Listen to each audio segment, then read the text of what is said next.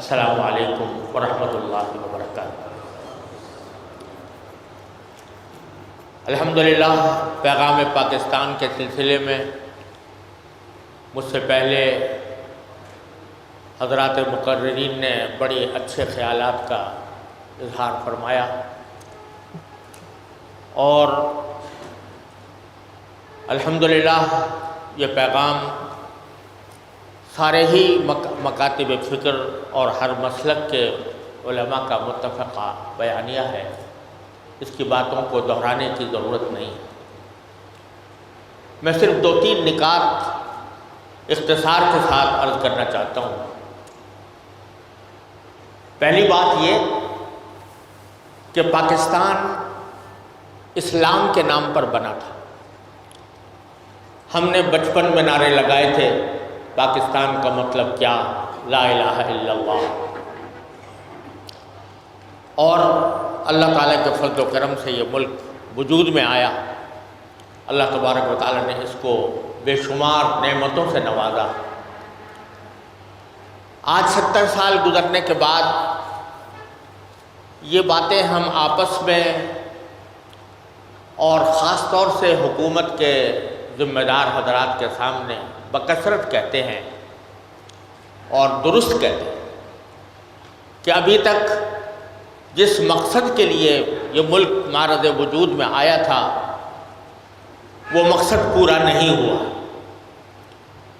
اور اس کی وجہ سے جب ہم حکومت سے بات کرتے ہیں اور حکومت سے کوئی تجویز یا مطالبہ پیش کرنے کا وقت آتا ہے تو یہ بات ہم بہت قوت کے ساتھ، اہمیت کے ساتھ دہراتے ہیں کہ پاکستان جس کام کے لیے قائم ہوا تھا ابھی تک ہمیں وہ منزل حاصل نہیں ہوئی، اور وہ معاشرہ وجود میں نہیں آ سکا جس کا خواب پاکستان بنانے والوں نے دیکھا تھا، اور جس کا خواب علامہ اقبال نے دیکھا تھا، یا وہ اس سے بھی پہلے حکیم الامت حضرت مولانا اشرف علی صاحب تھانوی رحمۃ اللہ علیہ نے دیکھا تھا، جنہوں نے سب سے پہلے ہندوستان کے اندر ایک الگ مسلم ریاست کا تصور پیش کیا تھا۔ ہم جب موجودہ حالات پر نظر ڈالتے ہیں، جیسے مجھ سے پہلے مقرر صاحب نے بڑی وضاحت کے ساتھ بیان کیا کہ بے حیائی ہے، عریانی ہے، فحاشی ہے، اور جس مقصد کے لیے پاکستان قائم ہوا تھا وہ پورا نہیں ہو سکا، اور اس کے لیے ہمیں جد و جہد کی ضرورت ہے۔ لیکن یہاں میں 2 نقطے خاص طور پر عرض کرنا چاہتا ہوں۔ یہ بات واضح ہو چکی، قرآن و حدیث کے حوالے سے واضح ہو چکی، پیغام پاکستان کے حوالے سے واضح ہو چکی کہ جن غلطیوں کا ہم ذکر کرتے ہیں ان کا تدارک بندوق کی گولی نہیں ہے، ان کا تدارک در حقیقت خود ہم کریں گے، اور وہ ہماری ذمہ داری ہے۔ اس میں حکومت بھی داخل ہے، اس میں علماء کرام بھی داخل ہے، اس میں عوام بھی داخل ہے۔ اس میں پہلی بات میں یہ عرض کرنا چاہتا ہوں کہ جہاں ہم پاکستان کے اندر پائی جانے والی برائیوں کا ذکر کرتے ہیں، وہاں کچھ تھوڑا سا ہم آپس میں علماء کرام کی محفل آپس میں بیٹھے ہیں، اس بات کا بھی ذکر ہونا چاہیے کہ الحمدللہ پاکستان کے اندر پاکستان بننے کے بعد بہت سے کام بہت اچھے بھی ہوئے، اور فضا کے اندر بڑی تبدیلی بھی آئی ہے۔ ہم شکوہ ضرور کرتے ہیں، لیکن اللہ تبارک و تعالیٰ نے جو نعمتیں ہمیں یہاں پاکستان میں عطا فرمائیں ان کا ذکر اور ان کا تذکرہ نہیں کرتے۔ پاکستان کے نتیجے میں اللہ تبارک و تعالیٰ نے ہمیں کن نعمتوں سے سرفراز فرمایا ان کا ذکر نہیں کرتے، ان کا اللہ تعالیٰ کا شکر ادا نہیں کرتے، جس لیے یہ کہا تھا کہ لَإِن شَكَرْتُمْ لَأَزِيدَنَّكُمْ۔ میں عرض کرتا ہوں کہ ان ساری خرابیوں کے باوجود پہلے آپ حضرات شاید اس عمر کے نہ ہوں گے، بیشتر حضرات، لیکن میں نے وہ منظر دیکھا ہے جب کراچی کے اندر شراب خانے اس طرح کھلے ہوئے تھے جیسے کہ ریسٹورنٹ کھلے ہوئے ہوتے، اور اس میں آزادی کے ساتھ پورے قانونی تحفظ کے ساتھ شرابیں پی جاتی تھیں، اور کوئی روکنے والا نہیں تھا۔ الحمدللہ پاکستان بننے کے بعد اور علماء کرام کی جد و جہد کے نتیجے میں اللہ تبارک و تعالیٰ نے اس بلا سے ہماری حفاظت فرمائی۔ پینے والے آج بھی پیتے ہیں لیکن چھپ کر پیتے ہیں، قانون کے تحفظ کے بغیر پیتے ہیں۔ اگر قانون کے اندر آئیں گے تو ان کو وہ سزا کے مستوجب ہوں گے۔ اللہ تعالیٰ نے یہ نعمت ہمیں عطا فرمائی، اللہ تعالیٰ نے یہ نعمت ہمیں عطا فرمائی ہمارے بزرگوں کی کوششوں اور جد و جہد کے نتیجے میں کہ پاکستان کا آئین ساری دنیا کے دستوروں کا مقابلہ کر کے دیکھ لیجئے۔ پاکستان کا آئین وہ بات کہتا ہے جو آج دنیا کے کسی ملک نے، یہاں تک کہ سعودی عرب نے بھی نہیں کہی، اور وہ یہ کہ سب سے پہلا جملہ ہمارے دستور کا یہ ہے کہ اس کائنات کا بلا شرکت غیر مالک صرف اللہ تبارک و تعالی ہے۔ یہ جملہ آپ کو دنیا کے کسی دستور میں نہیں ملے گا، اسلامی ممالک کے دستور میں نہیں ملے گا۔ یہ جملہ آپ کو سعودی عرب کے ہاں بھی کوئی دستور اس قسم کا موجود نہیں ہے کہ جو یہ کہتا ہو کہ اس کائنات کا واحد مالک بلا شرکت غیر حکمرانی اللہ کی ہے، اور یہاں پر جو لوگ حکمران بنتے ہیں وہ حکمران اللہ تبارک و تعالیٰ کی عطا کی ہوئی حدود کے اندر،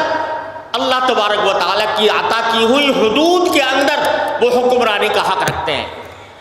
یہ جملہ آپ کو، یہ قرارداد مقاصد کا یہ جملہ، یہ دنیا کے کسی دستور میں نہیں۔ اسی دستور کے اندر یہ جو جملہ موجود ہے کہ پاکستان کا ہر قانون قرآن و سنت کے مطابق ہوگا اور قرآن و سنت کے خلاف کوئی قانون نہیں بنایا جائے گا، یہ جملہ بھی آپ کو کسی بھی دستور میں نہیں ملے گا۔ سارے عالم اسلام کے 56 ممالک، ان کو کنگھال کر دیکھ لیجئے، ان میں سے کسی میں یہ قانون، یہ بات موجود نہیں ہے جو اللہ تبارک و تعالیٰ نے اس کو عطا فرمایا۔ ہمارے دستور کے اندر پہلی بار، دنیا کی تاریخ میں پہلی بار، مسلمان کی تعریف اور ختم نبوت کا اقرار، کہ اگر ختم نبوت کا اقرار نہیں ہے تو وہ مسلمان نہیں ہو سکتا، اور مسلمان نہیں ہو سکتا تو وہ ملک کا سربراہ نہیں ہو سکتا، صدر نہیں بن سکتا، وزیر اعظم نہیں بن سکتا۔ یہ بات دنیا کے کسی اور دستور میں اس وضاحت کے ساتھ موجود نہیں ہے جس میں ختم نبوت کو اپنے آئین کا اتنا بڑا حصہ بنایا گیا ہو۔ آپ اس بات کا بھی جائزہ لے کر دیکھیے، الحمدللہ ہم آپس میں بیٹھے ہوئے ہیں اور سب مسجد و محراب سے تعلق رکھتے ہیں۔ پاکستان سے باہر کسی بھی اسلامی ملک میں چلے جائیے، 56 اسلامی ملک موجود ہیں، کسی ملک میں چلے جائیے، وہاں پر آپ کی تقریریں، آپ کی تحریریں اتنی آزادی کے ساتھ آپ نہیں کر سکتے جتنی آزادی کے ساتھ آپ پاکستان میں کرتے ہیں۔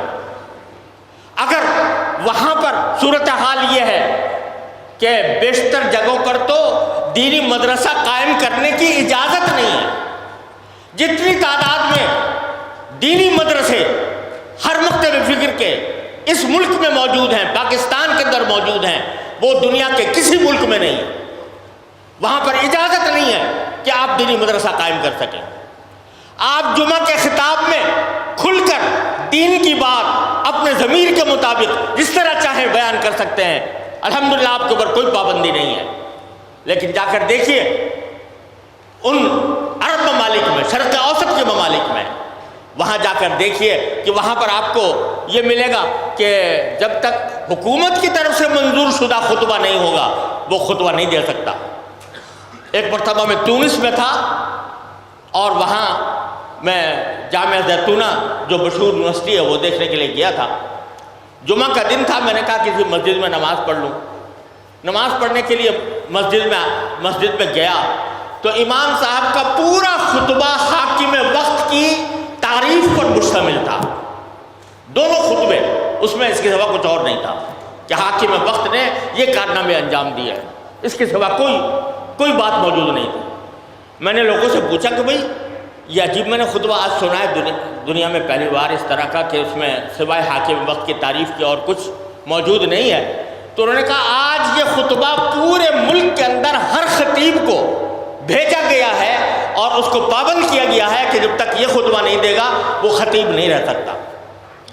یہ صورتحال پائی جاتی ہے. آپ امارات میں چلے جائیں، سعودی عرب میں چلے جائیں، آپ کسی عرب ملک میں چلے جائیں، وہاں پر خطبے جب تک کہ سرکاری طور پر منظور نہیں ہوں گے اس وقت تک خطبہ نہیں دیا جا سکتا. اللہ تعالیٰ نے ہمیں آپ کو یہ آزادی عطا فرمائی. یہ پاکستان کا صدقہ ہے، پاکستان کی فضیلت ہے کہ اللہ تبارک و تعالیٰ نے ہمیں یہ آزادی عطا فرمائی ہے کہ ہم جو چاہیں یہاں پر کم از کم کہہ سکتے ہیں. ہم اپنے جذبات کا اظہار کر سکتے ہیں، اپنے دین کی بات سنا سکتے ہیں، ہم فتویٰ دے سکتے ہیں. ہم فتویٰ دینے میں آزاد ہیں. سعودی عرب میں اگر کوئی شخص، سعودی عرب کی بات کر رہا ہوں، اگر وہاں کوئی شخص جس کو باقاعدہ رجسٹرڈ نہ کیا گیا ہو وہ اگر فتویٰ دے تو قابل دست اندازی پولیس ہے، وہ پکڑا جا سکتا ہے کہ اس نے یہ فتویٰ کیوں دیا. لیکن الحمدللہ ہمیں یہاں پر یہ آزادی حاصل ہے. تو اگر ہم کچھ برائیاں دیکھتے ہیں تو ساتھ ساتھ جو اچھائیاں ہیں ان کی قدر تو کریں، ان کا شکر تو ادا کریں. اللہ تبارک و تعالیٰ کی بارگاہ میں شکر ادا کریں اور شکر ادا کرنے کے بعد اللہ تعالیٰ سے لَأَزِيدَنَّكُمْ کی امید رکھیں. ایک نکتہ تو مجھے یاد کرنا تھا. لہذا پاکستان کو اب اپنانا، اپنا سمجھنا، ایک اسلامی ریاست سمجھنا،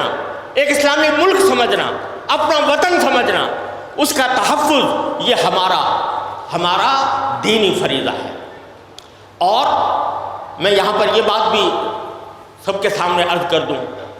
کہ ایک زمانہ تھا جب پاکستان بننے سے پہلے علماء کرام کے درمیان اختلاف پیدا ہوا. اختلاف رائے کوئی بری بات نہیں ہوا کرتی. مسلمانوں کے مستقبل کے لیے پاکستان بننا زیادہ بہتر ہے یا نہ بننا بہتر ہے اور ہندوستان کا مشترک رہنا بہتر ہے، اس مسئلے پر آراء ہمارے اہل علم کی مختلف رائے آئیں. لیکن جب پاکستان بن گیا تو حضرت شیخ الاسلام علامہ حسین احمد صاحب مدنی رحمۃ اللہ علیہ، جن کی شروع میں رائے نہیں تھی لیکن ان کا یہ جملہ ریکارڈ پر ہے، میرے پاس اس کا ثبوت موجود ہے کہ حضرت علامہ شیخ الاسلام علامہ حسین احمد صاحب مدنی رحمۃ اللہ نے فرمایا کہ مسجد بننے سے پہلے کسی جگہ اختلاف ہو سکتا ہے کہ یہاں مسجد بنائی جائے یا نہیں، لیکن جب ایک مرتبہ مسجد بن گئی تو اس کا تحفظ ہر مسلمان کا فریضہ ہے. یہ حضرت مدنی رحمۃ اللہ علیہ کے الفاظ ہیں. تو اس لیے پہلی بات یہ کہ ہم پاکستان کو اپنا سمجھیں، پاکستان کی بھلائی کو اپنی بھلائی، پاکستان کی برائی کو اپنی برائی، پاکستان کے ساتھ محبت ہم اپنے دلوں کے اندر پیدا کریں. دوسری بات جو مجھے عرض کرنی ہے کہ بے شک یہاں پر شریعت کا مکمل نفاذ جو مطلوب تھا وہ نہیں ہوا، اور ہم جب حکومتوں سے بات کرتے ہیں تو یہی شکوہ کرتے ہیں. لیکن اس شکوے میں جہاں ہم حکمرانوں سے شکوہ کرتے ہیں، حکومت سے شکوہ کرتے ہیں، یہ شکوہ مجھے خود اپنے آپ سے بھی ہے، یہ شکوہ مجھے حضرات علماء کرام سے بھی ہے، یہ شکوہ مجھے دینی سیاسی جماعتوں سے بھی ہے، یہ شکوہ مجھے عوام سے بھی ہے کہ انہوں نے اسلامی شریعت کے نفاذ کے لیے جو طریقہ کار اختیار کرنا چاہیے تھا اس کو اختیار نہیں کیا، اور اس میں مجرمانہ غفلت کا ہم سب نے مظاہرہ کیا. اللہ تعالیٰ نے ہمیں آئین ایسا دیا تھا،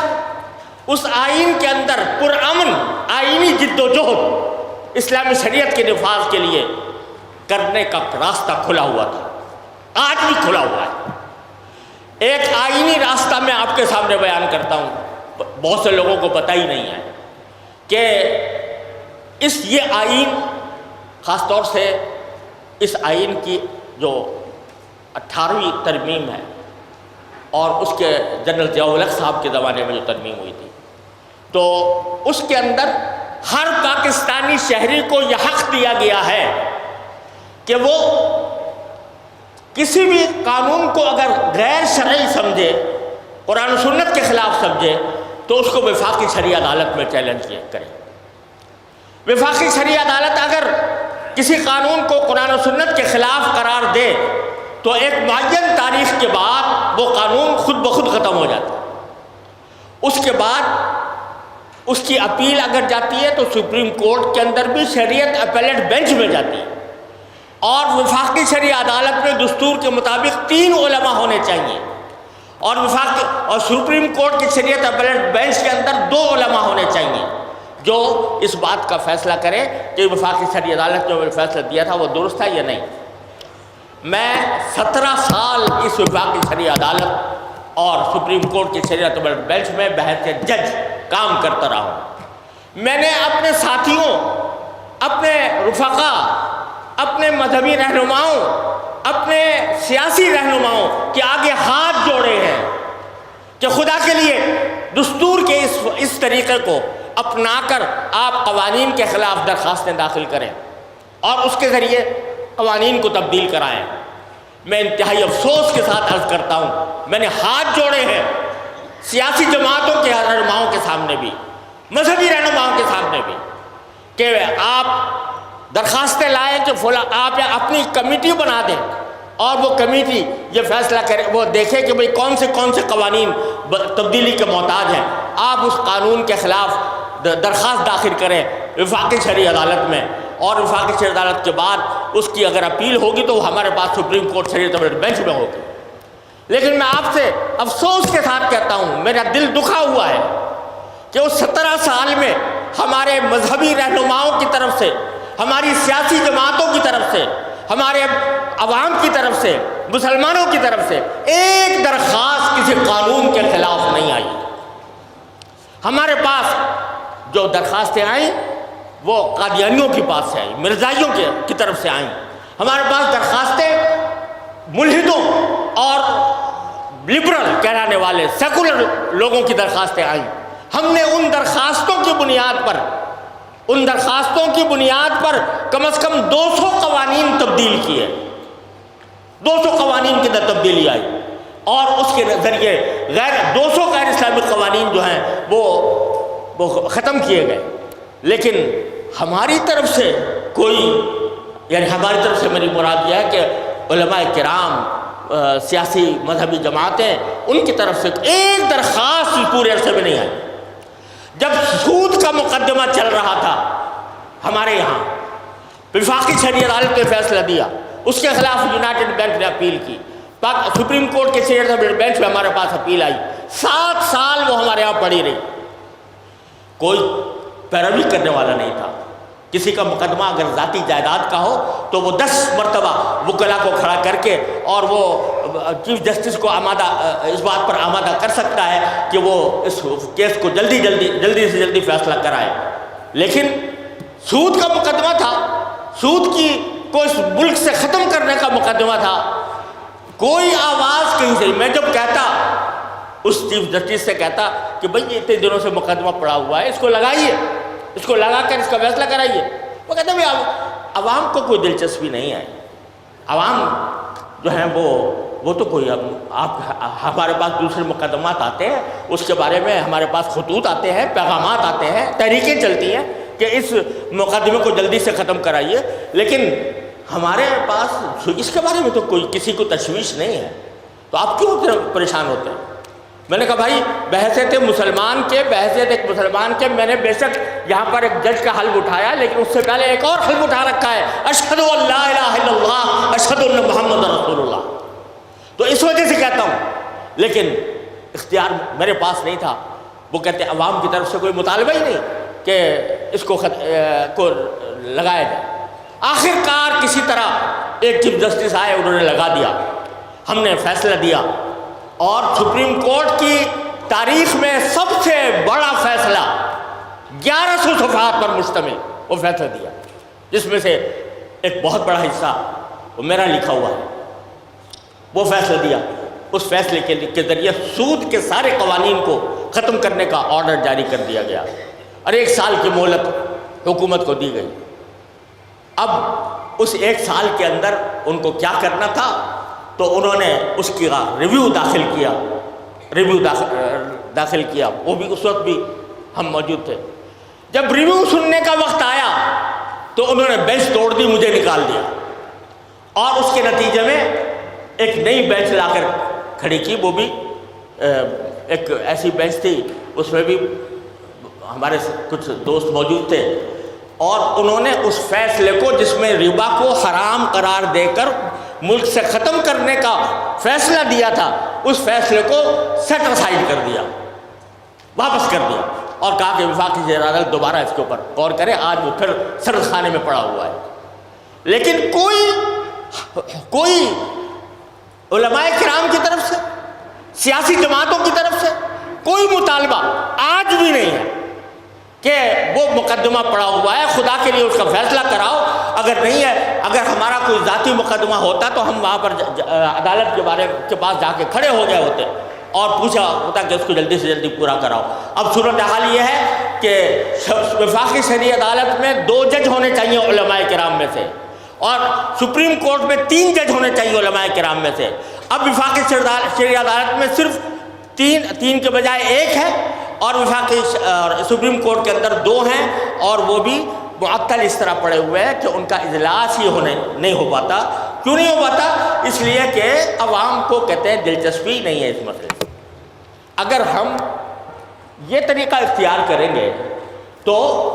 کیا بتائیے، پھر ہم یہ مطالبہ کریں اور کہیں پاکستان کے اندر اسلامی شریعت نافذ نہیں ہوئی، لہذا تلوار اٹھاؤ، لہذا بندوق کی گولیاں چلاؤ۔ جب آپ اپنا فریضہ ادا نہیں کریں گے،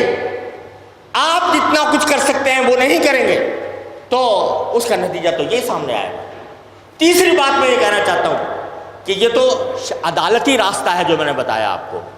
لیکن ایک راستہ ایسا ہے کہ جو جب کسی کی اپنی کوئی ذاتی مسئلہ سامنے آتا ہے، یا کوئی جمہوریت کے نام پر کوئی غلط اقدام حکومت کرتی ہے، تو سڑکیں بلاک ہو جاتی ہیں، دھرنے دیے جاتے ہیں، اور مطالبات کیے جاتے ہیں، جلوس نکالے جاتے ہیں، جلسے ہوتے ہیں، اور اس پرامن طریقے سے پرامن تحریکیں چلتی ہیں۔ لیکن کیا آج تک میں نے، آپ نے، ہماری مذہبی جماعتوں نے، ہماری سیاسی جماعتوں نے آج تک کوئی تحریک اور کوئی جلسے جلوس وغیرہ کی تحریک کی شکل میں نفاذ شریعت کے لیے چلائی؟ اس کا سوال کا جواب ہم سب کے ذمہ ہے۔ اور نفاذ شریعت ایک مجمل لفظ ہے، نفاذ شریعت کا نام ایک مجمل لفظ ہے۔ اگر تحریک چلائی جائے تو اس میں متعین کر کے مطالبات رکھے جائیں، نمبر 1، نمبر 2، نمبر 3، نمبر 4، اس طرح کر کے اس کے مطالبات رکھے جائیں۔ اس کی عملی شکل، اگر کوئی پوچھے آپ سے کہ اس مطالبات کو عملاً کیسے نافذ کیا جائے گا، آپ کے پاس اس کا پورا پروگرام ہونا چاہیے، اور اس طریقے سے اگر آپ کوئی تحریک چلائیں تو کوئی وجہ نہیں ہے کہ ملک میں وہ جو ہم جس بات کا ہم رونا روتے ہیں کہ ہم اس منزل تک نہیں پہنچ سکے، وہ کوئی وجہ نہیں ہے کہ اس منزل تک نہ پہنچ سکے۔ اس کے لیے تلوار اٹھانے کی ضرورت نہیں، اس کے لیے بندوق چلانے کی ضرورت نہیں، اس کے لیے ہتھیار اٹھانے کی ضرورت نہیں۔ اس کے لیے ہمیں اپنے اندر جذبہ پیدا کرنا ضروری ہے کہ جس جذبے کے ذریعے ہم پاکستان کو مانیں، پاکستان کو مان کر اس کے اندر پاکستان کو اسلامی ریاست اور اسلامی شریعت کے نفاذ کے لیے اپنے فرائض ادا کریں، تو انشاءاللہ حکومت گھٹنے ٹیک دے گی۔ حکومتیں اس بات کو دیکھتی ہیں، آج کل حکومتوں کا رواج یہ ہے، معاف کیجیے گا اس صاف گوئی کے اوپر، کہ انگریز کے زمانے سے ایک رجحان حکومتوں کو یہ چل گیا ہے کہ جو شخص جتنا تکڑا جوتا لے کر آئے گا وہ ہم سے مطالبات بنوا لے گا، جتنا بڑا تکڑا جوتا لے کر آئے وہ ہم سے مطالبات بنوا لے گا۔ جو آدمی نصیحت کرے اور جا کر خیر خواہی کے ساتھ ان سے بات کرے کہ بھئی یہ کام کر لو، تو وہ ہوا میں اڑ جاتی ہے، وہ محض مسکراہٹوں اور مصافحے کے نظر ہو جاتی ہے۔ لیکن اگر کوئی آدمی تحریک لے کر کھڑا ہو، تحریک ختم نبوت میں کیا ہوا؟ سارے مسالک متحد ہو گئے اور انہوں نے تحریک چلائی، اور تحریک چلانے کے نتیجے میں اتنا بڑا اقدام جس کو ساری دنیا کی سیکولر طاقتیں یہ کہتی ہے کہ یہ غلط اقدام ہوا، وہ اتنا بڑا اقدام کرنے پر مجبور ہو گئی۔ کون مجبور ہو گیا؟ ذوالفقار علی بھٹو مرحوم، وہ اس نے گھٹنے ٹیک دی۔ تو اگر ہم صدق دل کے ساتھ شریعت کا نفاذ چاہتے ہیں، پاکستان کو اپنا سمجھ کر، اپنا وطن سمجھ کر، اور اس کی اندر شریعت کا صحیح معنی میں نفاذ چاہتے ہیں، تو ہمیں کچھ کرنا ہوگا۔